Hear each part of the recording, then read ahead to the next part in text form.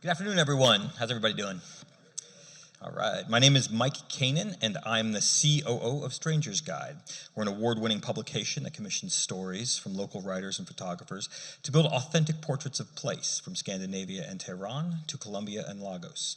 Learn more about what we do at strangersguide.com or connect with me after the session. I'm very pleased to introduce today's panel. Raj Gokal is the co-founder of Solana. He previously was director of product at Omada Health, an entrepreneur in residence at Rock Health, the co-founder of Sano, a minimally invasive glucose sensor company, and investor at General Catalyst Partners. Raj has a Bachelor of Science in Economics from the Wharton School of the University of Pennsylvania. Stephen Hess is the CEO of Metaplex Studios. Stephen spent over 10 years in tech and healthcare product management, previously with Omada Health and then with Solana Labs as the head of product responsible for the growth and development of the Solana ecosystem. Rosalyn Gold-Onwude is a sports broadcaster covering the NBA and WNBA for ESPN. She is an NFT collector and an angel investor. She is a host of The Boardroom along with Kevin Durant and Rich Kleiman, and is a reporter and analyst for the Golden State Warriors. Gold-Onwude has a bachelor's degree in communications and a master's degree in sociology from Stanford University. She played in 3 Final Fours and 2 national championship games as a starting guard for Stanford, and was named the 2010 Pac-10 Co-Defensive Player of the Year. Gold-Onwude also played on the Nigerian national basketball team. Please welcome our speakers. Yeah, I think I know your name.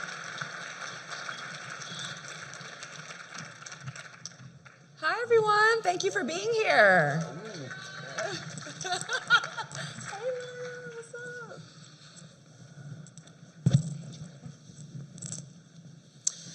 Okay, everybody. Good afternoon. Thank you for joining us here today at this panel and this discussion. We had little intros, but we'll also take some time to introduce ourselves. My name is Raj Gold-Onwude. I'll be your host for today. As mentioned, I work at ESPN. I cover NBA, WNBA. I'm also a content creator myself. I'm an angel investor, I'm an NFT collector, and I find myself, as my friends here know, like just in a rabbit hole, fascinated with this Web3 space. And I'm really learning as I go. I started probably, I would say, a year ago. And like many of you in the room today, I just couldn't ignore the explosion of NFTs onto the scene. And I just want to talk about that explosion really quick, just from a personal standpoint, because that'll kind of set the scene for the conversation we're having here today. Personally, I just noticed something was shifting about our society, like the way that we assign value to an asset, or even what an asset could be. And I literally just forced myself, I was like, pay attention, don't try to ignore this. And then as a sports broadcaster, I was seeing cues all over the place. Literally over the past year, I've been seeing the rise of digital NFT sports collectibles. Athletes that I was covering were dropping their own NFT collections. Literally the arenas that I work in on game night, like legacy storied arenas, were becoming named FTX Arena. LeBron James brings out the Lakers at Crypto.com Arena. And I'm looking around and I'm thinking something exciting is absolutely happening right now. And then, I also mentioned I'm a content creator. I am a creator. And so certainly I'm always excited about dynamic ways to further grow or engage my community, my fan base. Absolutely, as a businesswoman, I'm excited about any opportunity for more economic empowerment of my craft. The concept of protection of my work or rewarding of my work over the course and longevity and, career arc of my entire career, all of that is very exciting to me because I feel like I'm being provided useful tools through NFTs and Web3. And so even though the space is still growing, still being built in many ways as we go, this is I say this all the time, this is the most inspired I've felt in a really long time. And I feel like we're on to something that could be really helpful for me, for the athletes that I cover, for other creators, and honestly, for larger society on a whole. And so that sets the stage. That's what we're discussing here today. The impact of NFTs on creators and the creator economy now, and then of course looking towards the future. And we have the great pleasure of having real builders and experts in the space here. We have the co-founder of Solana, Raj Gokal here. And we also have the CEO of Metaplex, Stephen Hess. What's up, guys? How are you? Doing great, Roz. Yeah, happy to be here. Yeah, let's show them some love. What's up? We got...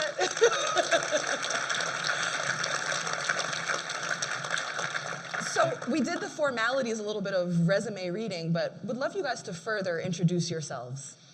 Yeah, sure, maybe I'll start. I started Solana along with Anatoly Yakovenko, who's, our resident super genius, architect of the whole network.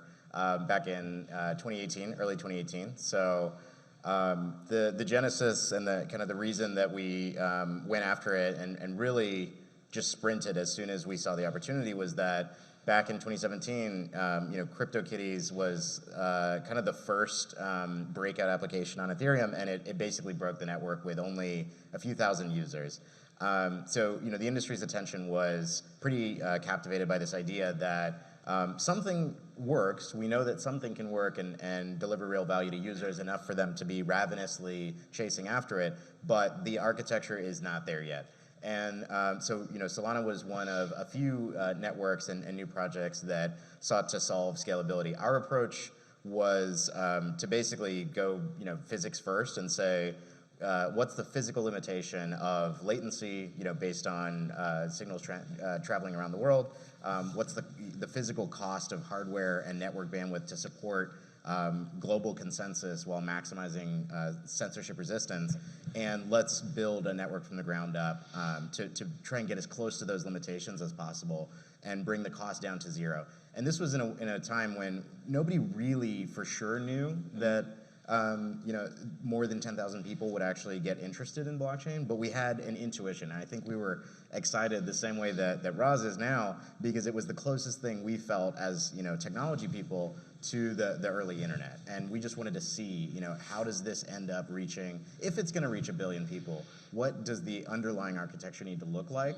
And how will it actually scale? And so our team is ex-Qualcomm, Intel, Apple, Motorola people who've built wireless networks, distributed systems, operating systems that have already scaled to billions of people, and we built a network with those principles. The journey today, I think, is long. I could take hours to explain it, but I think the quick explainer is we started in DeFi, focusing on really intensive, high-performance financial applications. Built a booming ecosystem where tens of billions of dollars have passed through it. There are decentralized exchanges that are like Coinbase or NASDAQ, entirely on chain. And then last year, we built some of the reference implementations that led to things like Metaplex, and now we've seen an NFT boom. So, I'll let that segue to Stephen. Yeah, absolutely.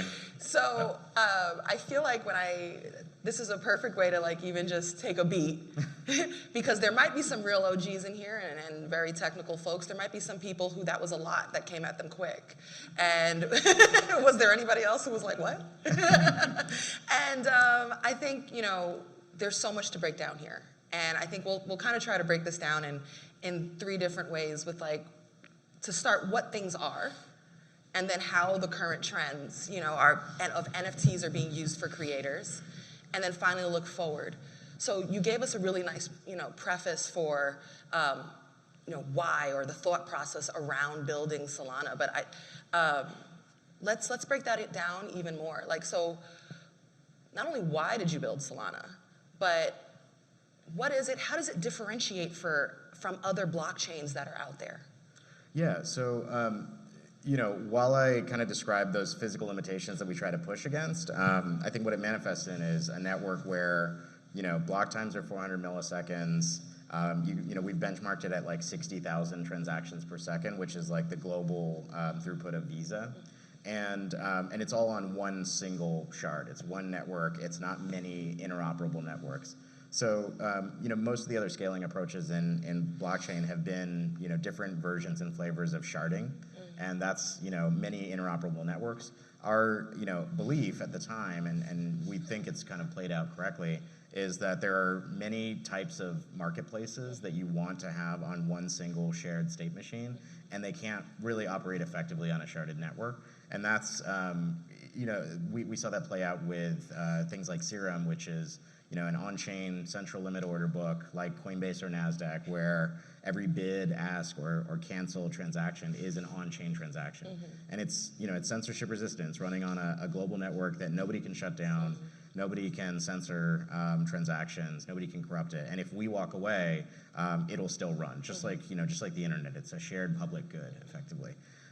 So the way we've differentiated is we were really, really maniacally focused on performance.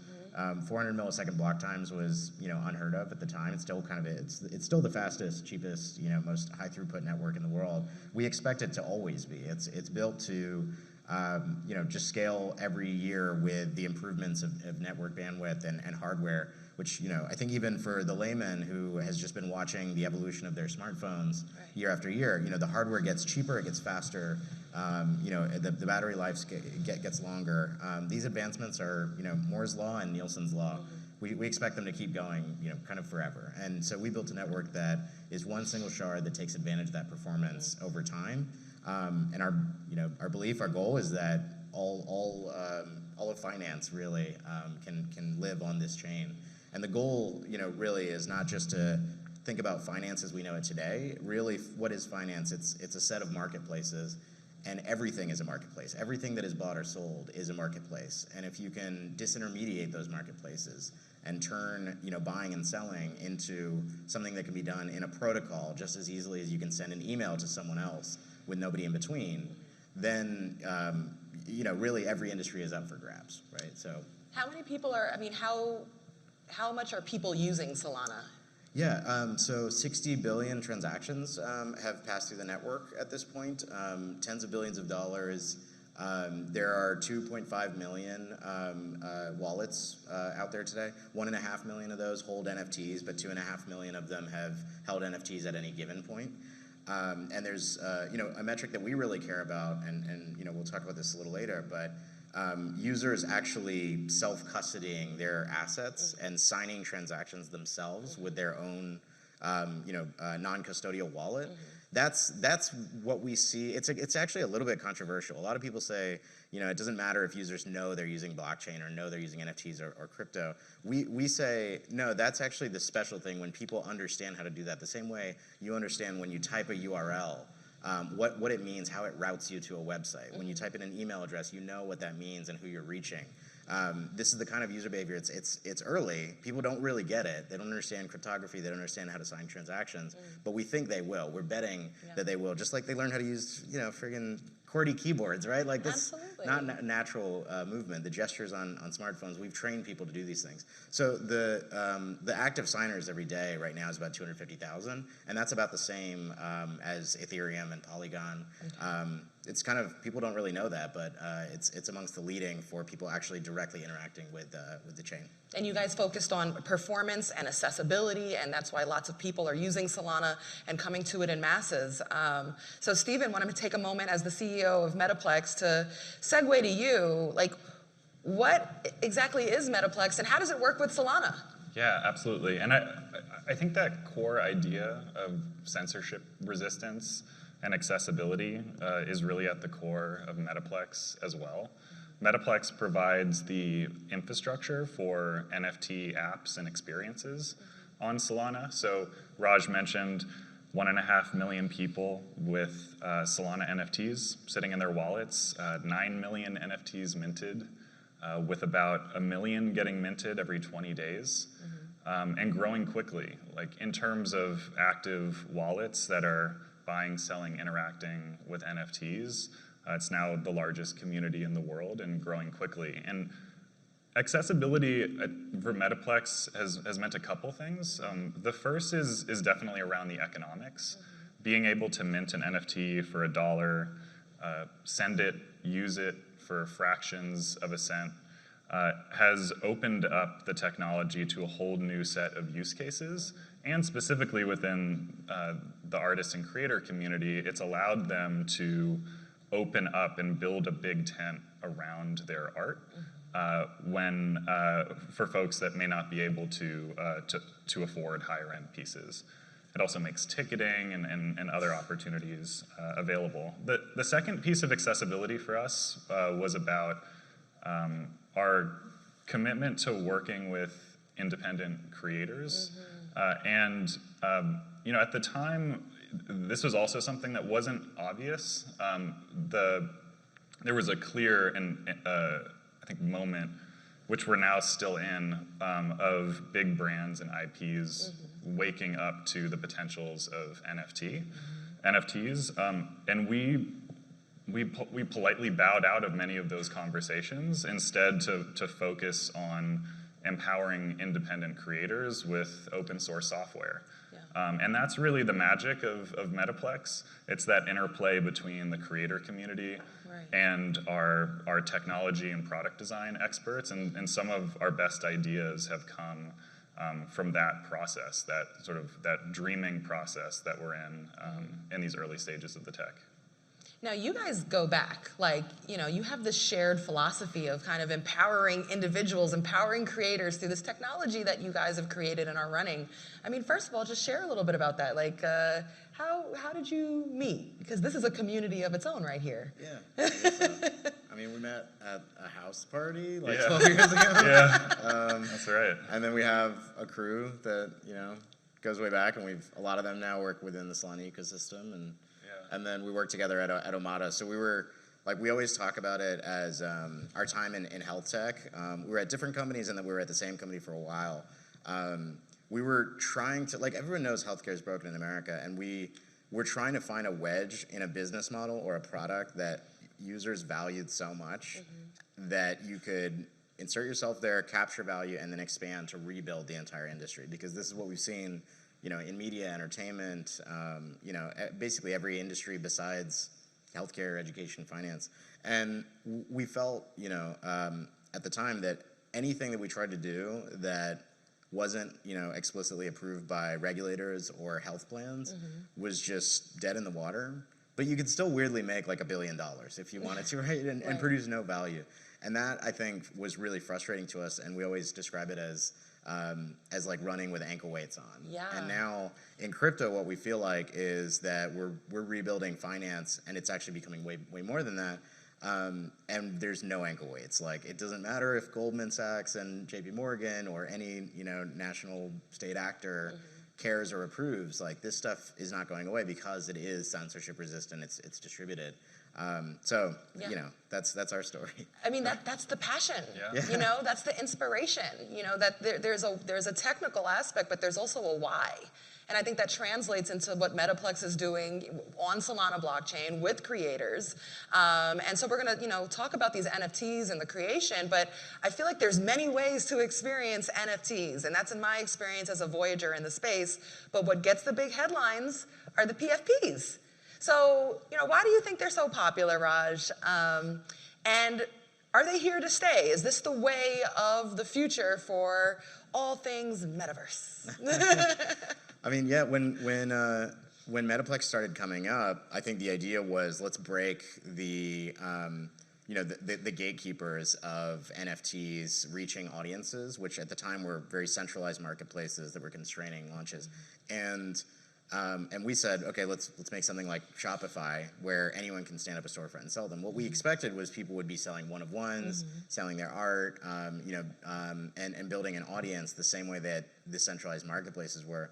What we didn't expect, and what ended up happening, was it was all profile photos. At this point, it's 100,000 projects that are, and it's not stopping. We thought it was going to be, maybe 30 days, 60 days. Let's move on to something else. Let's do music. Let's go to one-of-ones. Let's do video, and it just kept being 10,000, profile photo NFTs. And so, when you see something like that surprises you as a product person or an entrepreneur, you have to listen to it, right? You can't ignore it. And I think we're still trying to reason out what exactly is happening here, but and to be honest, we could be totally wrong. But I feel that this is the social network that everyone is waiting for in Web3. It exists. It's here today. It's not subreddits. It's not Facebook groups. They don't have names that, specifically say why people have congregated together. It's like tribes that have oriented around specific art styles that remind them of things from childhood or just give them a shared story. And then they get together and they have a lot of resources. They're global. A lot of them are anonymous. And they only know each other by these photos. And those photos they transcend any one social platform. Twitter is kind of engaged with it the most, but every social platform, including Xbox Live, has profile photos. So I think that's the very primitive way we think about it right now. But I mean, the implications are really large, and we see a lot of examples like Solana Monkey Business is. They've amassed a treasury and they're running Solana validator nodes. I have one. Yeah. And they're running validator nodes and they're getting lots of Solana staked to them, and they're now a very powerful actor, in the in the economics and the governance of the underlying network. That is their brand. Some people are building very retail user-facing brands, and in Ethereum, they're really kind of pioneering that with Bored Ape Yacht Club, and I'm sure everyone here saw the doodles. It's like crazy. The production value is insane. You can totally see, the media that'll get built off of these brands. But I think we expect it to go in a lot of directions: gaming, television, movies, and other things. I mean, Stephen. Well, Roz, I'll jump in here too, because I feel like for me, especially as we evolve how NFTs are working, or how they end up being used, it makes sense kind of early that we went to the most primitive ways to associate. I feel like human behavior, we're constantly looking for ways to show belonging. Think about when we rock jerseys of teams that we support, rock where we're from, what state we rep. Or, I'm from New York, I walk around, you ask me where I'm from, I'm like, I'm from Queens, like where you rep. And someone else explained like PFPs to me early on. It's a digital flex. How often are we flexing everything in our physical lives? And here we are in our digital lives with some really ways to show the groups we belong to or even show off. So Stephen, for you with the Metaplex, I mean, with the generation of some of these NFTs and certainly some of these PFP projects, what is the candy machine and how does that play into that? The candy machine, yes, that started it all. Yeah, well, and as Raj mentioned, Candy Machine was an idea that really came out of that organic collaboration with our creator community. And in this case, it was more of a fire drill. There was an incredible project that some of you may know called the Degenerate Ape Academy by an artist named Monolith. And he started to build a following on Twitter. The art really spoke to the community. We're like, we're all aping in. Like it's kind of like the crypto meme, and it struck a chord. And the first drop didn't go so well. The contracts weren't right. If there's like an Exiled Apes collection, because this was like the V1 that didn't quite work out. I think I see some folks who might have one in the audience. And so we jumped in to help out, and our team and the team at Solana Labs jumped in to go on what became like a 36-hour bender to get the project out, and that became the first version of Candy Machine. And since then, as Raj mentioned, like there are 100,000 instances of Candy Machine deployed on the Solana blockchain at this point, amounting to over $800 million in primary sales, and mostly in Sol, like the native protocol token for Solana, but converted at the dollar value for that day. So Metaplex, from a philosophy perspective, we want commerce to be peer-to-peer, and we want to remove the intermediaries between creators and their audiences. So the protocol is fully open source, it takes no fees. So all of that revenue, all is capital that's going to independent creators that are now reinvesting into the ecosystem. And what we're seeing emerge from that is this secondary economy of services like staking services and DAOs and games like mini games that use the NFTs and private chats, and there's a great protocol that will let you have gated Discord. And so I think we're in the early stages of community building, and what is first started as art is becoming this artistic dream and vision of disintermediated social networks and commerce. And even to piggyback that, other ways that you're seeing the evolution too is the use of NFTs for positive causes, for good, for charity. I mean, Raj, I know there's some that stand out to you. Yeah, I think one of my favorite stories is Belugi's, which is, it's made by a 14-year-old young woman in Puerto Rico who developed this very distinct animated beluga whale art style with different traits, hats and sunglasses and ties and all these things. And I think she was probably at the time the youngest artist that decided to do a generative profile photo drop, and very publicly upfront committed that a percentage of all the royalties forever from this project, which these projects get royalties automatically on chain brought back to their treasury with all secondary trading activity. So this is sort of like placing a node in the value stream forever to say 10% goes toward whale conservation and there's a foundation in Alaska that she's constantly streaming money to because her art resonates with people and because they're trading it. She made $1.4 million in one day, and 10% of that went immediately toward whale conservation. So these, everyone's thrilled about this, but also, I think it immediately showed a few things. One is, I don't know how many people in this room, if they would have made $1 million when they were 14 from their art, would have had a completely different trajectory in life. What, 100, 50, 20, yeah, I don't know. Anything, $100. Like, I remember the first time I had a design sell for $100. I was like thrilled. It changes your mind. It makes you feel valued as a creator in a way that, it feels impossible until somebody commits and you see that money in your bank account. So for her, not only is, she pretty much set, she can pay for college, whatever, she's now really committed, constantly evolving and picking up new media as an artist, and her audience is watching her, she's developing, and I imagine she's pursuing a full-time, career as an artist. Yeah. So I think, do I expect for everyone to be able to make $1.5 million in one day? No. I think that was an interesting and really inspiring moment in time. But would I be happy if everyone, again, made even 1/10 of that or 1/100th of that? I think it still makes a really big difference. So where we expect things to go and where we want things to go is, billions of artists. Yeah. I think there are billions of artists in the world that maybe have convinced themselves they're not that. And that's what we're really shooting for. Yeah, and it's beautiful you pointing out like the artist-creator validation, of recognizing that they have a market, that their work matters, that somebody wants this, and that's a really beautiful piece of that.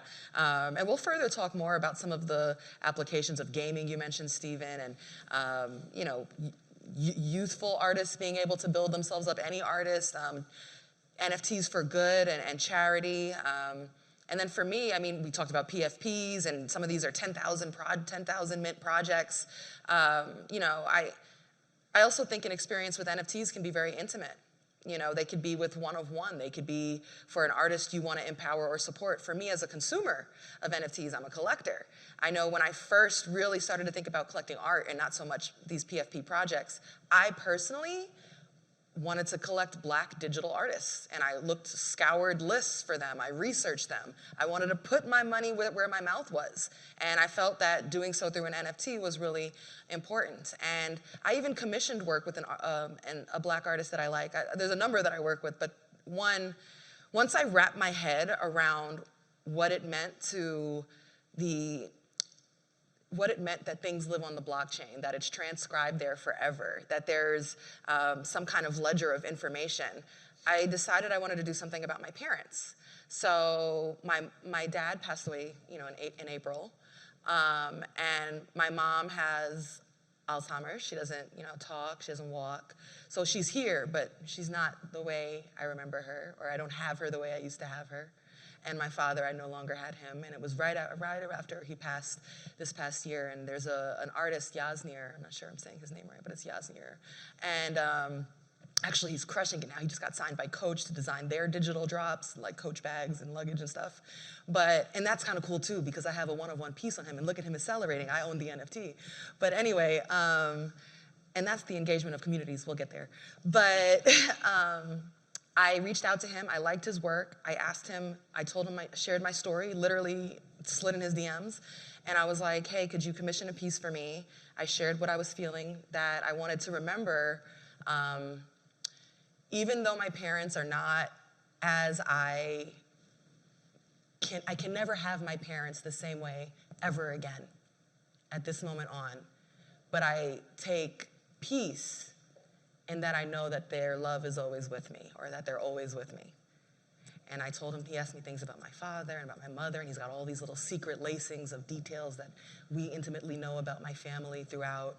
And I have the physical copy, and I have the NFT copy, which for me, or the NFT, which for me is like an immortalization of my parents on the blockchain. And that was very intimate, and it's the most valuable NFT I have. So there's many ways to experience NFTs beyond just PFPs. And for me as a consumer, that was also a way that I could empower an artist that I like. So we'll move on now a little bit to kind of the current trends of how artists, how we're currently using NFTs for creators. And first we'll start with the big pushback. When anything comes steaming out and makes as much noise as NFTs did, there's gonna be some kind of backlash where people are like, oh, this is nonsense, this is a fad. I think I see trending on Twitter, I would say 3 times a year, NFTs are dead. NFTs are a scam. People have made t-shirts about it. So Raj, I'll start with you. Are NFTs a fad? Are they revolutionary? Are they the future? Where do you stand on this? I think all of the above. Like, yeah, there are of course fads that are happening, right? But the best of them are building on top of each other to push something new. And it's just like gaming or entertainment. As soon as something hits and something is validated, you see a lot of copies of it. You see, the fad permeate. It goes global. People have different flavors of it. They try it on different platforms. And some of them end up dissipating, and some of them really stick. And it's surprising, right? Because this is a new art form, it's a new medium, and it's a new way of transacting globally. So I think anyone who is super opinionated about where it's going and what order things play out is probably smoking something. It's like we were shocked when the Degen Ape thing happened. I mean, we didn't know that was going to be the breakout application. Mm-hmm. It's hard to predict. And so the fads, I don't think they are just meaningless, and I don't think they're valueless. I think they are searching, like you see a vine on fast forward, searching and whipping around a tree looking for another branch. That's what these projects are doing, and it's happening so incredibly fast that if you unplug for 1 week, you lose the plot. You'll see something new and you'll see why it's working. You'll be like, I don't know where they even came up with this, what it's building off of, because you missed something in between. Mm-hmm. So it's like a stream of consciousness, this like collective dreaming that's building off of each other. And where it's building to, is it a revolution? Yeah, I mean, I think the fact that I can constantly talk to artists that didn't have a career as an artist and now they're artists and they're plugged into a global community and they're building and in some ways leading those global communities is a revolution that is happening right before our eyes. Absolutely. Mm-hmm. And then is it the future? I mean, this has survived multiple market cycles. Like you said, there's been so many ways that people have tried to pronounce the movement as dead. They look at one part of it. They say that part is dead, so it must all be dead. Steve and I, a bunch of people here have been through, new media platforms being born and rising. We've seen things start and fail. This is not one that fails. It's too powerful. It's already working. People love it. It's like Uber. Like if there are enough people out there, if you take it away from them, they will get very angry. That's how people feel about it. So that's enough truth to me to know that this is here to stay. And I have ideas about where it goes, but we can save that for later. Yeah, I mean, I think it's a function of awareness as well. Like we're seeing artistic direction, business models that are being invented in Web3 with NFTs, and then an entire world that may have heard the term NFT, may have never heard the term NFT, and you'd have to sit down and explain to them, right, to really get them to that point. So I think growth is going to be, we're going to see a lot of growth as these concepts start to replicate. And sometimes, like, I think there are situations, obviously, where a project is copying an artistic style, and which I think may go against kind of certain norms or values of the community. But there's a type of replication that I actually think is part of the scaling process when you find something that works. So specifically within social good, we're finding that NFTs, access tokens, PFP projects, they're providing a framework for community building and collective action. And so I expect we'll also see quite a bit of growth just with the tools that are now available and ready to use, as these different subcultures and movements are able to use this as a way of fundraising and coordinating action and impact. Elaborate, stay right there. Like, what are the tools being provided to creators right now through NFTs? So the core profile photo concept is that you, with that token, now have membership into a community. And I think you actually put it well at the beginning, which is it's a form of signaling your values, who you care about, where you spend your time, what community you're a part of. And then functionally what the blockchain allows is for those tokens to give you special access to forms of communication, to content, to media, to airdrops. And I think that will be really profound from a community building perspective. I think for artists, what's also interesting is the way it's able to provide capital to projects in early stages. So it's providing artists the ability to sell items for games that aren't available yet in order to help fund the development. So they don't have to go to a big studio and then effectively work for that studio to then take the project to completion. They can have that direct access to community financing. And then I think there will be like new examples of this. Like one of my kind of like side project curiosities is trying to convince a tattoo artist to sell a one-of-one or a limited edition, and you need the NFT in order to go get the tattoo. Yeah. And it's that same like cash flow concept. It's like you can actually now, like, you can get the cash flow from the art earlier just by selling the art as NFTs, and that starts to help you accelerate the funding of your businesses. So I think that kind of that capital model is really powerful for independent artists and creators, and we'll see a lot more of that replicating out into different areas.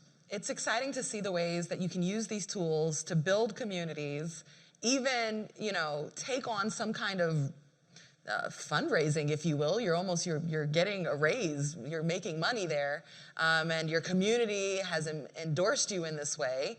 But what we don't always talk about, what is then the responsibility of the creator to that community? Because sometimes, I think people have rushed to this space and didn't think of what it means when you drop a collection. What do you think that is, Stephen? It's tough. It's a maturation process of the market. I think that consumers are getting more savvy in terms of vetting and understanding the quality of projects and requiring things like knowing who the people are, or at least, as a credible anon, perhaps. Yeah, I mean,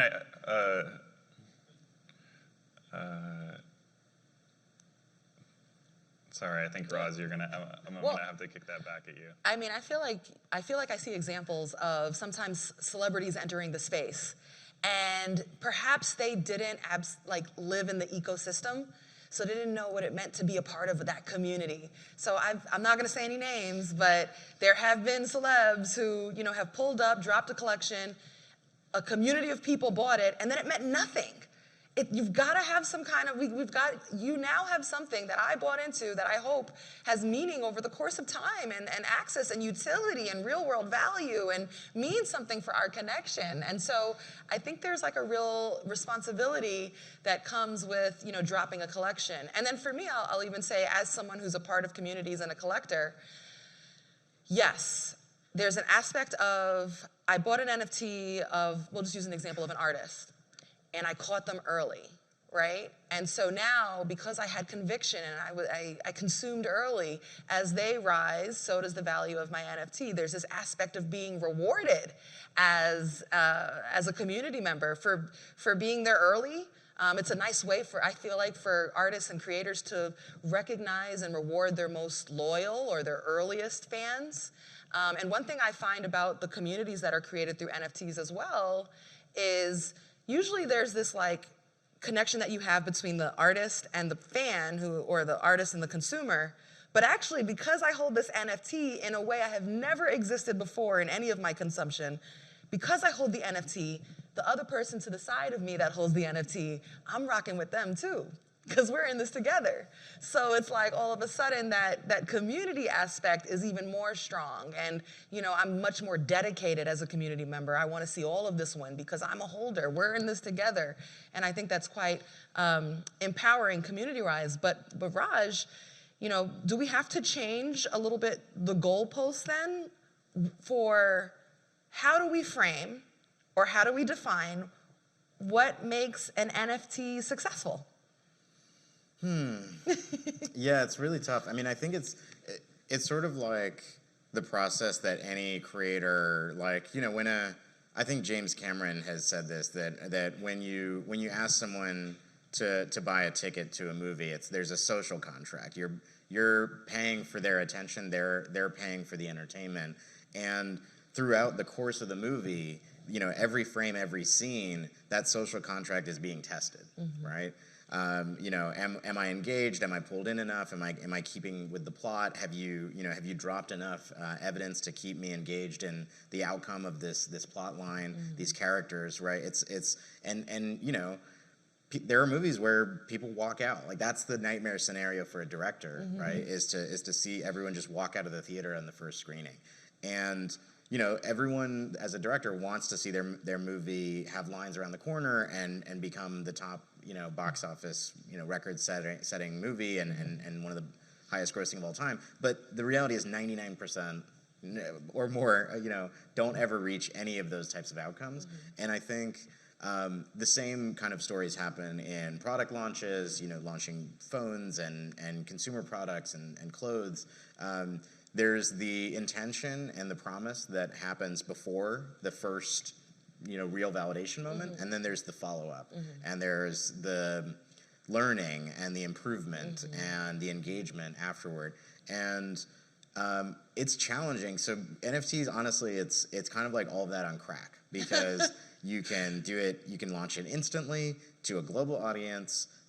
If they latch on in that pre-social contract phase, it can get really big. It can get bigger than you ever thought it was going to get. And and for a lot of people, for basically everyone that does it, it's the first time they've ever had this audience. It's the first time they've seen these numbers.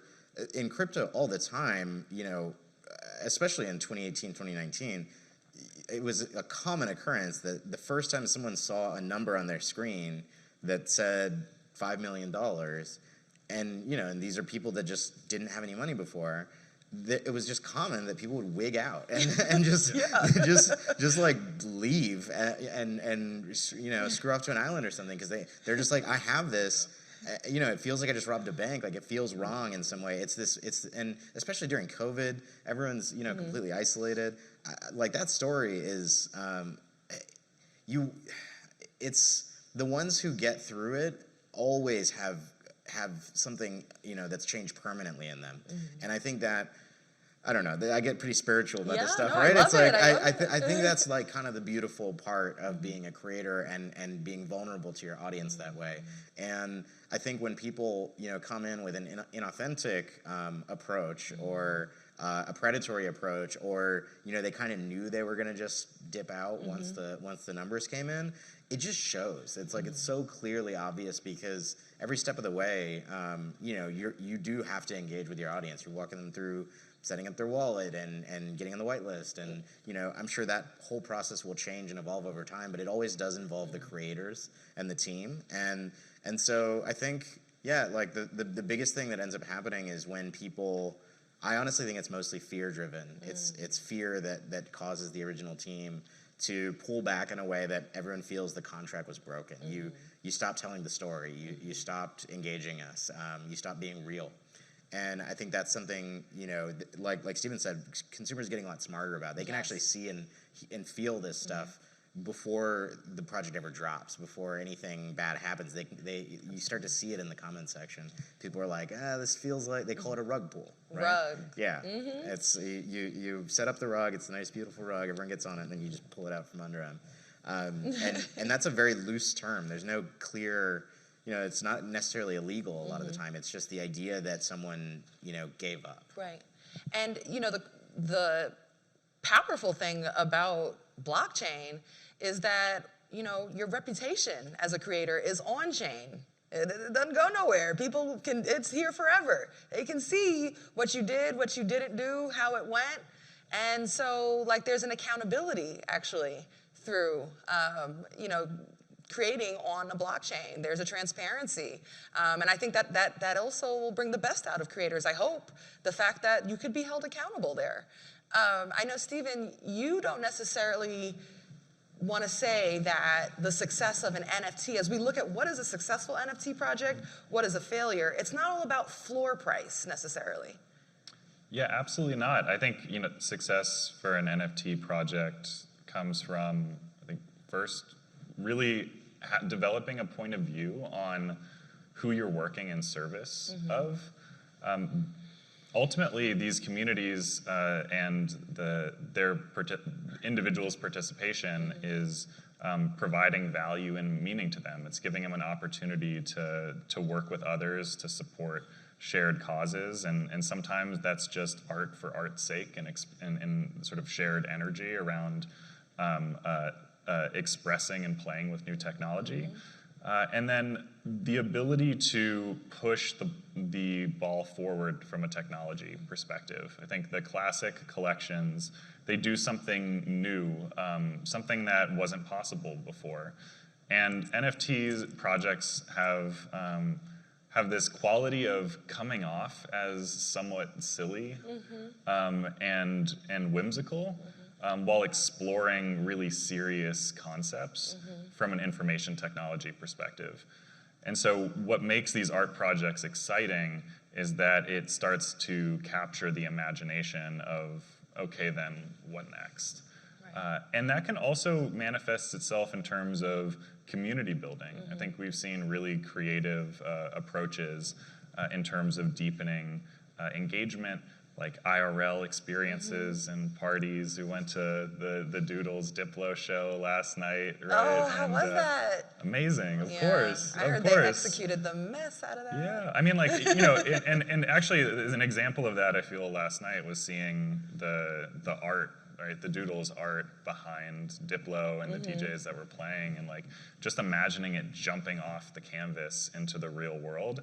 And that's a new idea. It's a new thought for how these stories can be told, and that bridging into physical reality is going to be a really exciting trend as the tech starts to mature. That's something I feel like everybody's trying to understand. How do we have a physical manifestation of all of our digital and crypto investments and commitments and, you know, efforts? And so it's really cool to see that come to life.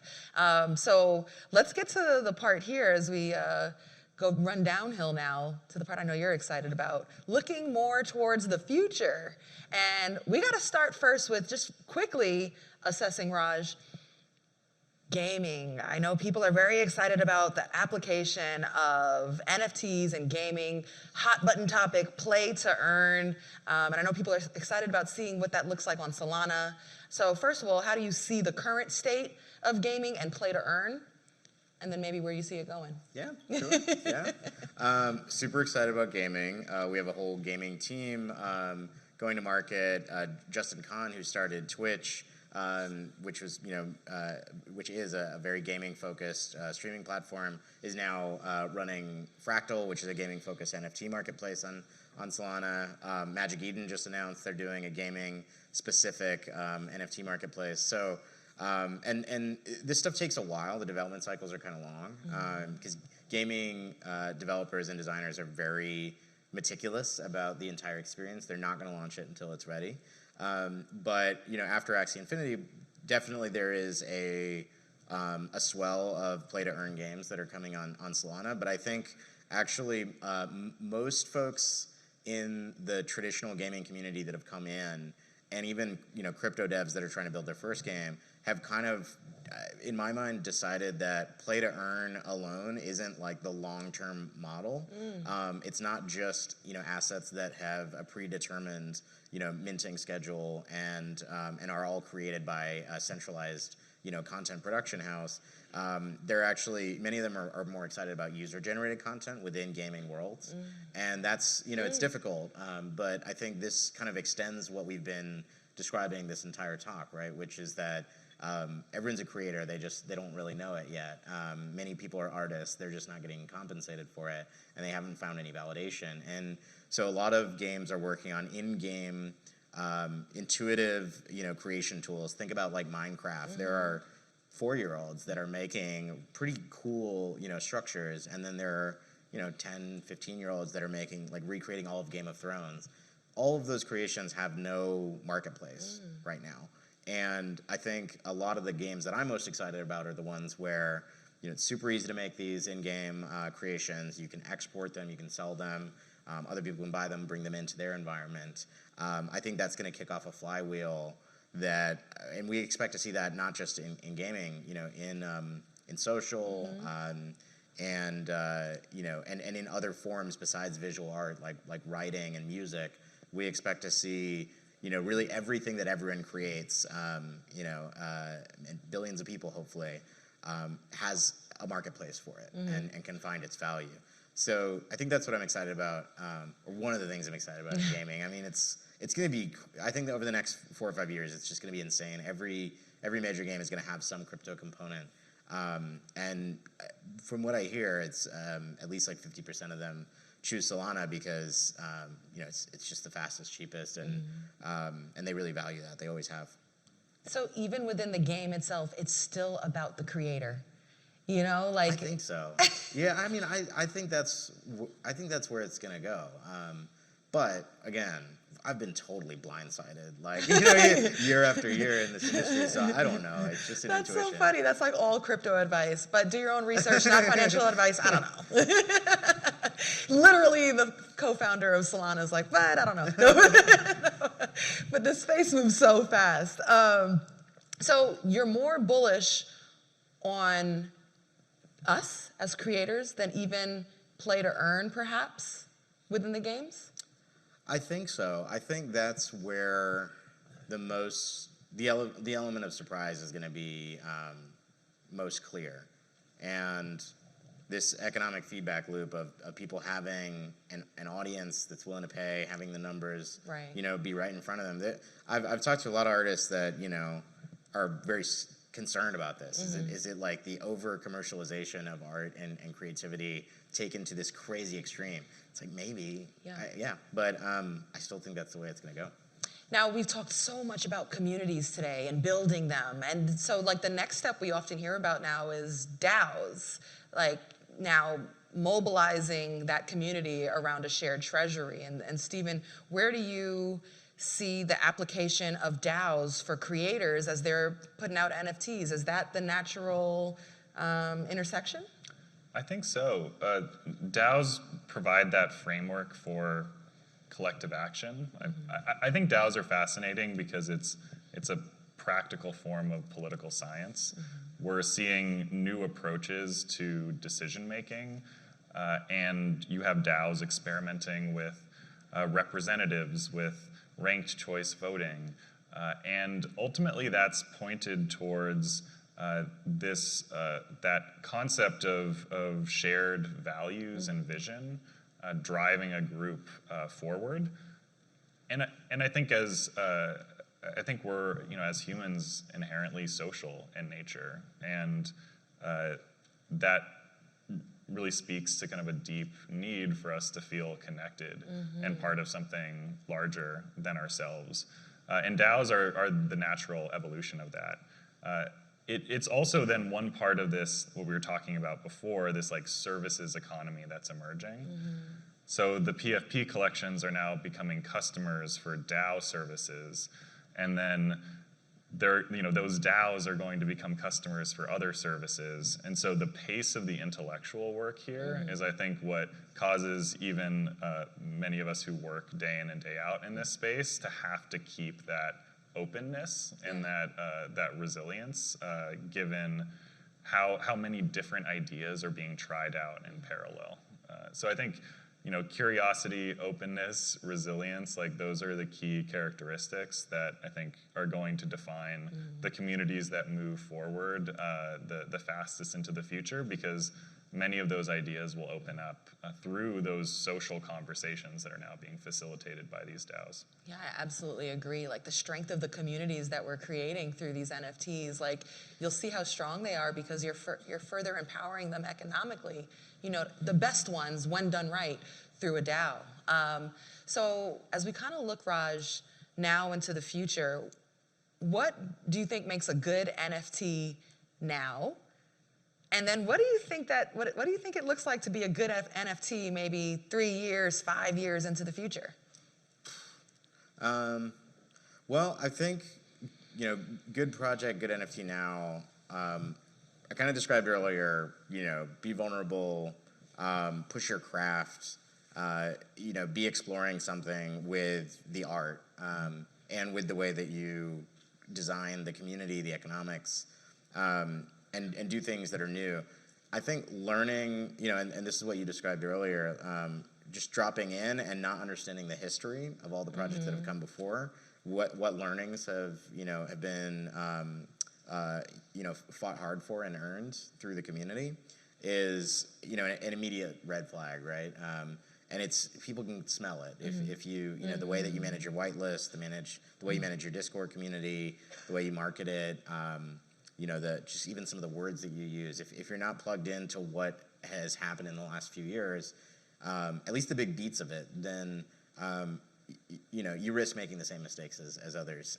And I think that's the number one thing to kind of avoid, and then be very clear and confident about what it is that you're pushing for the first time. I think Doodles is a good example. Maybe I wouldn't articulate it as well as them about what they're pushing, but the art style is very very distinct, very consistent. It builds on art styles that we've already seen in kind of animated style profile photos, but they took it one step further. They went ahead and showed very high quality, high production value animations from day one using the assets that users were getting in their profile photos. And now you see it taken to it's not even the extreme. I mean, it's like just one stepping stone. When you go to these events, you see this brilliant, vibrant, animated art. Now they've put them in the spaceships. They're traveling through space. You got it behind Diplo. He's like so tearing cool. the roof off the place.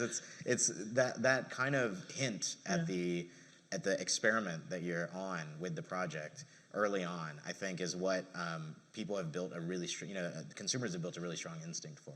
Oh my gosh, I'm getting goosebumps. Like In the future, it's like, dude, I don't know. I mean, this is, I think what this is it's a way for people to instantly, instinctively know how and when they want to congregate globally, anonymously, in any number.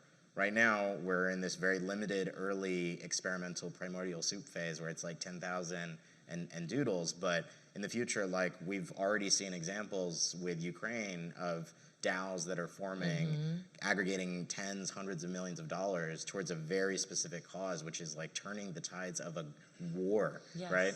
And we've seen that NFTs are the most powerful, fastest, lowest friction way of onboarding people to crypto, and DAOs are the newest primitive to start to find this kind of fit for very serious applications. So these, just like it's a story as old as time. The new tools that transform humanity always look like toys at first. Yeah. Wow. And so I think in the future, the people that navigate that path, something that feels small and insignificant, but powerful and meaningful enough to get lots of people dreaming together, and then form them towards things that tip the dominoes over to change things that we thought were unchangeable, right? War, global warming, like hunger, everything. I really think, this is the ambition that we should be having with these things. This is why, the name of the talk is like I don't remember the name of the talk, but Renaissance something. I think it's like going beyond PFPs, right? Is the idea. Right. But I hope we've been able to paint the picture like this. There is a line of sight, and when Stephen and I, talk about being in healthcare and running in sand and with ankle weights on, and feeling like we don't have those ankle weights on anymore, what we're saying is we see a window of opportunity where there is something new that can be used for something that could make our impossible dreams come true. And it's a better world in so many different ways. And so that's, I think, the call to action here is let's try, right? Because we see it, we're in it, it feels possible. We don't know every step in between, but it takes a lot of, it takes everyone. If you can build, if you can create, if you know how to use the technology, just try for that type of scale of ambition. And I hope that's where it goes. Worst case, we just get awesome brands, great media, great content, great communities, and we all feel, more together as global communities.